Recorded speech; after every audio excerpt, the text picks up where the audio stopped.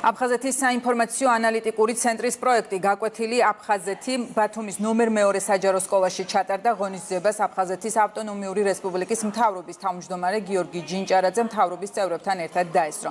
მიზანი ახალგაზრდებში პატრიოტული სულისკვეთების გაძლიერება და აფხაზეთთან დაკავშირებით მათი ცნობიერების ამაღლებაა.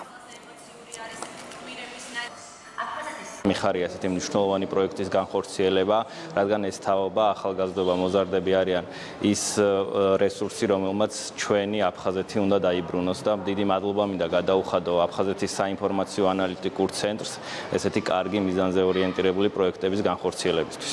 აფხაზეთში დაბრუნება მხოლოდ სახელმწიფოებრივი ამოცანა არ არის, ეს არის პროცესი, რომელშიც თითოეულმა მოქალაქემ თავისი როლი უნდა დაინახოს. დღეს ვიყავით ბათუმის მეორე საჯარო სკოლაში, სავსე აუდიტორია დაგვხვდა ძალიან გულდასმით უსმინეს და უყურეს გაკვეთილ აფხაზეთს და მე მჯერა დღევანდელი დღე თითოეულ მათგანს დაამახსოვრდება და აფხაზეთის საკითხსაც უფრო გულდასმით მიუდგება. იმის და მიუხედავად რომ ეს საქართველოს უახლოესი ისტორია, მაინც ძალიან მნიშვნელოვანი იყო ჩვენთვის, ჩვენი თაობისთვის ამ ისტორიის იმ ხალხისგან გაგონება, ვისაც ეს უშუალოდ გადახდა და ამიტომ ძალიან მადლობელები ვართ ამ პროექტისთვის.